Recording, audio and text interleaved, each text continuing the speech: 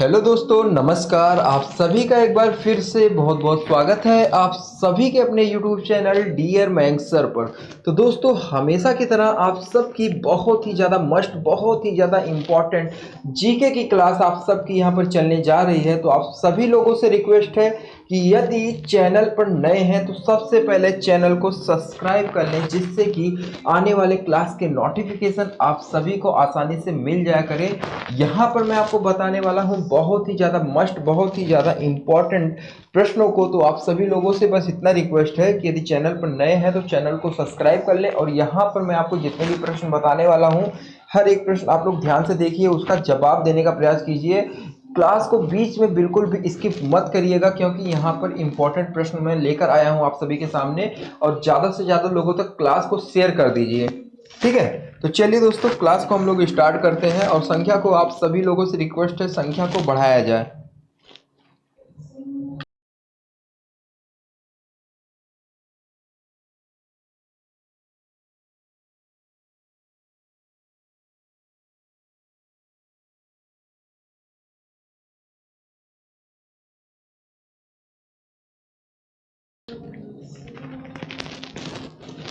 चल, तो यहाँ पर देख सकते हैं आप सभी का जो पहला प्रश्न है, आपसे क्या पूछा जा रहा है। निम्नलिखित में से कौन सी सूचना प्रौद्योगिकी परिभाषिकी नहीं है। तो ऑप्शन आपके दिए गए हैं लॉगिन, मोडेम, पासवर्ड, पिनाका। तो बहुत ही आसान है दोस्तों। यहाँ पर आपका लॉगिन जो है ये आपका यहाँ पर जो है प्रौद्योगिकी परिभाषिकी है। मोडेम की बात करें तो ये भी है, और पासवर्ड की बात करें तो ये भी है। तो यहाँ पर बचा क्या, पिनाका। तो यहाँ पर जितने भी लोगों ने ऑप्शन नंबर डी को बताया है वो लोग यहाँ पर बिल्कुल राइट हो जाएंगे। चलिए स्टार्ट करते हैं। अगले प्रश्न को ध्यान से देखिए। अगला प्रश्न आपसे क्या पूछा जा रहा है, आपसे पूछा जा रहा है कि निम्नलिखित में से कौन सा अंतरिक्ष उड़ान में खाद्य पदार्थ के रूप में प्रयुक्त होता है। जी हाँ, ऐसा कौन सा पदार्थ है जो अंतरिक्ष की उड़ान में खाद्य पदार्थ के रूप में प्रयोग किया जाता है। तो नॉन स्टॉक, या आपका क्लोरेला, या आपका ऑप्शन नंबर सी वाला यूलेथ्रिक्स, या आपका स्पायरोगा यरा। तो आप सभी लोग बताने का प्रयास कीजिए, आपका राइट आंसर यहाँ पर क्या हो जाएगा।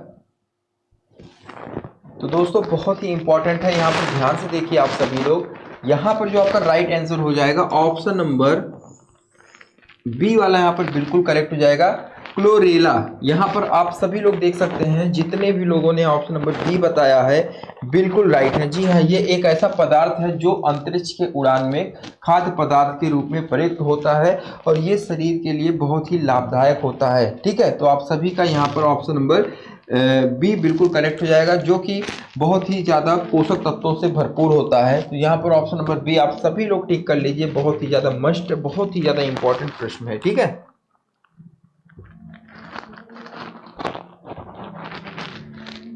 और आप सभी को मैं बताना चाहूंगा कि इसे सुपर फूड भी कहा जाता है। क्या कहा जाता है, सुपर फूड भी कहा जाता है। ऑप्शन नंबर आपका बी वाला बिल्कुल करेक्ट हो जाएगा। चलिए दोस्तों, अगले प्रश्न पर बढ़ते हैं। अगला प्रश्न आपसे पूछा जा रहा है कि पृथ्वी के तरल क्रोड से भिन्न चंद्रमा का क्रोड है। मतलब कि पृथ्वी का जो क्रोड है दोस्तों, पृथ्वी का जो क्रोड है ये आपका तरल है। तो आपसे पूछा जा रहा है कि जो चंद्रमा का क्रोड है वो कैसा है। तो दोस्तों, यहाँ पर वो क्रोड जो है चंद्रमा का, वो आपका प्लाज्मा है, या वाष्पशील गैस है, या शयान द्रव्य है, या आपका ठोस है। तो यदि बात करें दोस्तों, पृथ्वी के तरल क्रोड से यदि चंद्रमा के क्रोड की तुलना करें तो यहाँ पर आप सभी लोग डी वाला बिल्कुल करेक्ट कर लीजिए। पृथ्वी के तरल क्रोड से भिन्न चंद्रमा का क्रोड जो है वो ठोस है। तो यहाँ पर मैं देख सकता हूँ काफी सारे लोगों ने यहाँ पर जवाब दिया है, और यहाँ पर जितने भी लोगों का ऑप्शन नंबर डी है वो लोग यहाँ पर बिल्कुल करेक्ट हो जाएंगे, ठीक है।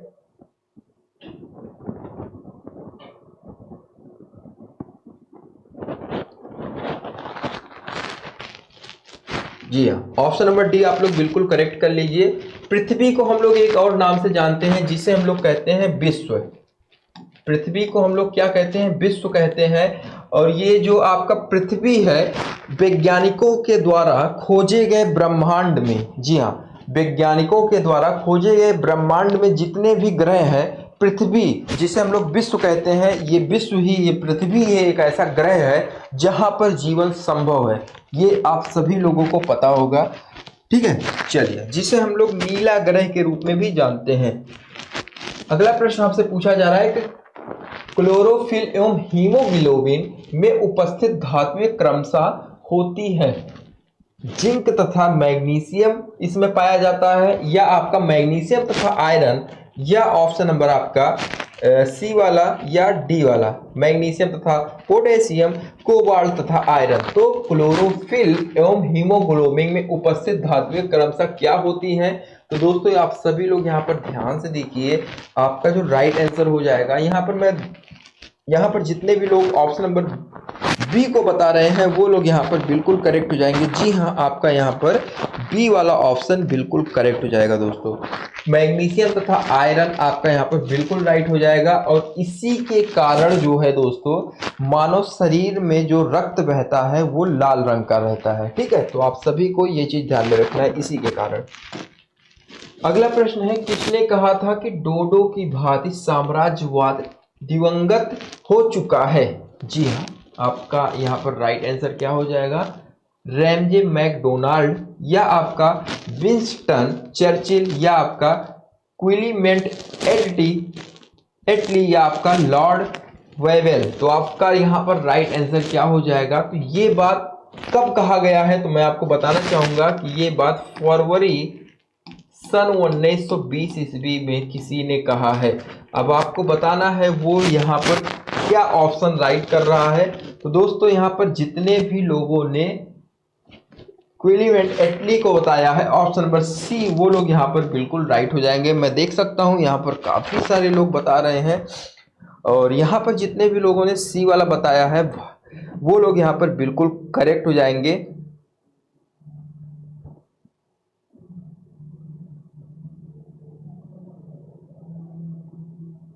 चलिए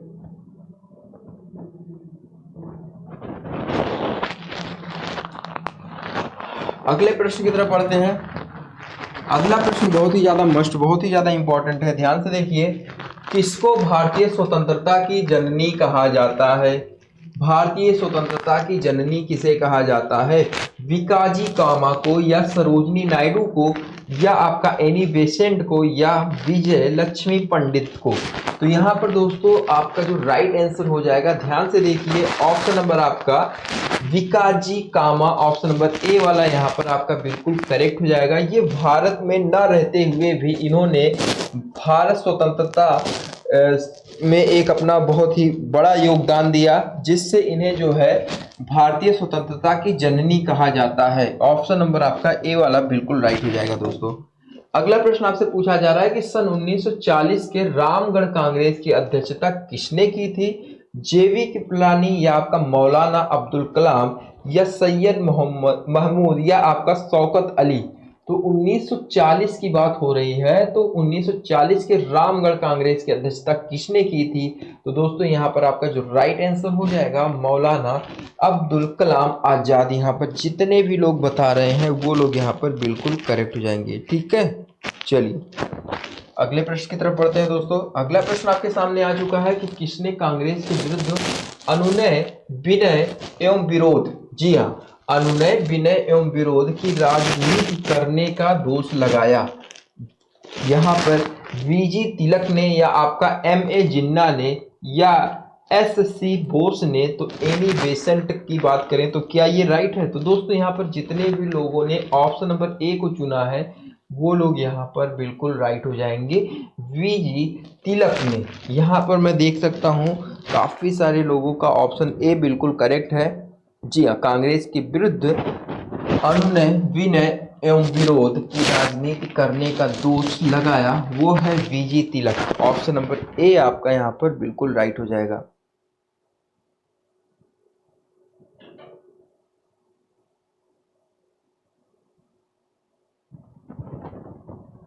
चलिए बढ़ते हैं अगले प्रश्न की तरफ। अगला प्रश्न आपके सामने आ चुका है, ध्यान से देखिए। एक वर्ष के अंतर्गत स्वराज की प्राप्ति किस आंदोलन का लक्ष्य था? खिलाफत आंदोलन, गृह शासन आंदोलन, असहयोग आंदोलन, भारत छोड़ो आंदोलन। तो एक वर्ष के अंतर्गत की बात हो रही है। तो एक वर्ष के अंतर्गत स्वराज की प्राप्ति जो है खिलाफत आंदोलन, गृह शासन आंदोलन या असहयोग आंदोलन। तो दोस्तों यहाँ पर जितने भी लोगों ने असहयोग आंदोलन को चुना है वो लोग यहाँ पर बिल्कुल करेक्ट जाएंगे। एक वर्ष के अंदर स्वराज की प्राप्ति किस आंदोलन का लक्ष्य था?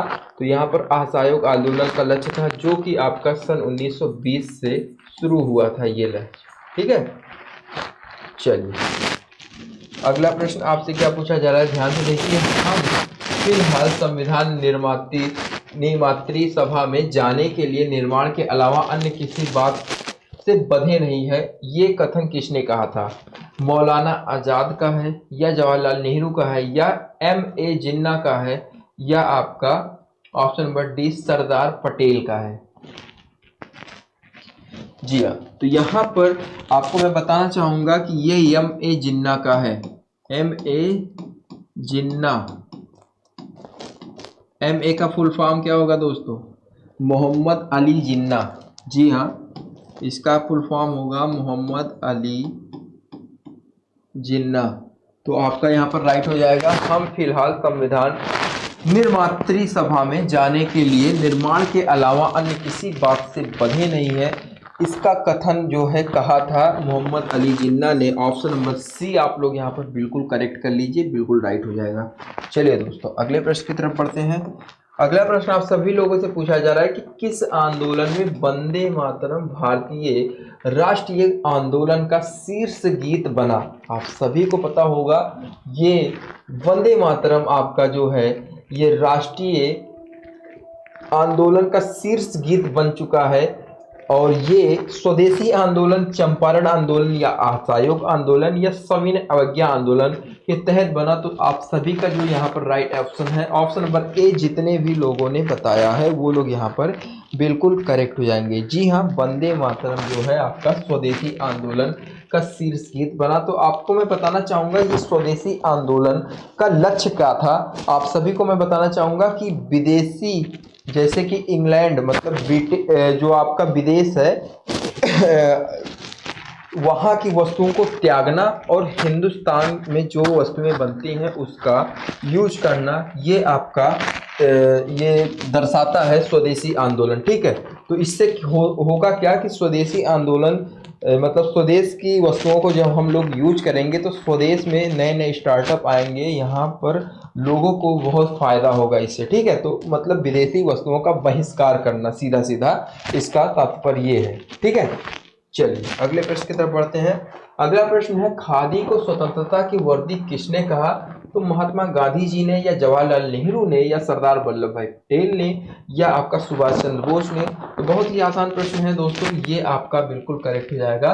खादी को स्वतंत्रता की वर्दी कहने वाले महात्मा गांधी जी थे।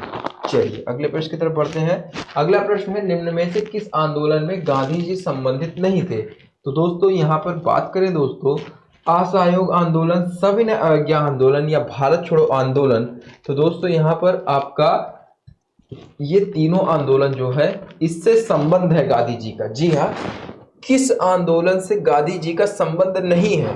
तो इन तीनों से तो है, अब बचा क्या? होम रूल आंदोलन, इसका संबंध गांधी जी से नहीं है। तो आपसे वही पूछा भी जा रहा है कि इसमें से कौन सा संबंध गांधी जी से नहीं है? तो होम रूल आंदोलन जो है इसका संबंध गांधी जी से नहीं है। तो ऑप्शन नंबर ए आप सभी लोग यहाँ पर देख लीजिए, बिल्कुल करेक्ट हो जाएगा।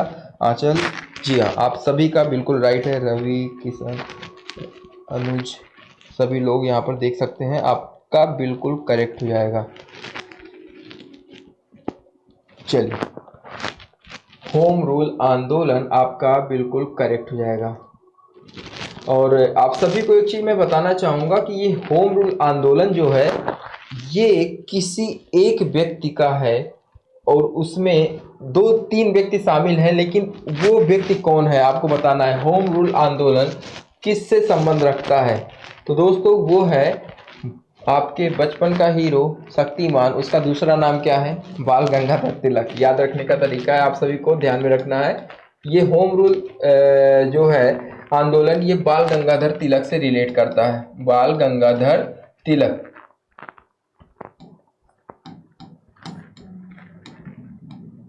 चलिए दोस्तों अगले प्रश्न की तरफ बढ़ते हैं।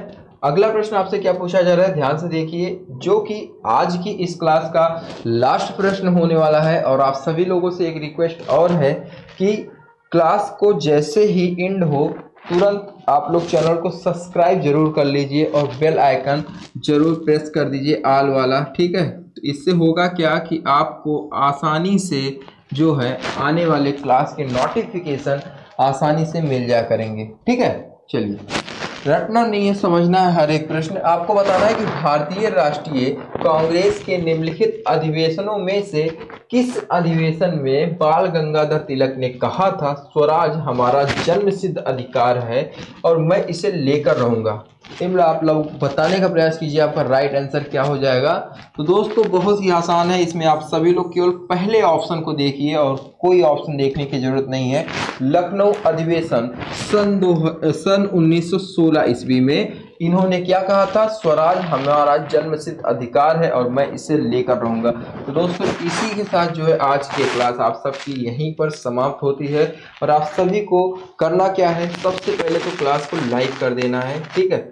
लाइक करने के बाद आपको चैनल को सब्सक्राइब कर देना है। मैंने कितनी बार बोला कि चैनल को सब्सक्राइब कर दीजिए जितने भी लोग नहीं कर रहे हैं। और आप सभी लोग कमेंट में पूछ सकते हैं कि आप सभी को ऐसा क्या है जो समझ में नहीं आया, तो कमेंट करना भी ना भूलें। तो इसी के साथ दोस्तों आज की ये क्लास यहीं तक सीमित थी। तो आप सभी को आज की क्लास कैसी लगी कमेंट करके ज़रूर बताएं, लाइक ज़रूर करें और चैनल को सब्सक्राइब तो बिल्कुल भी करना ना भूलें, ठीक है। इसी के साथ धन्यवाद दोस्तों, जय हिंद, जय भारत, टेक केयर।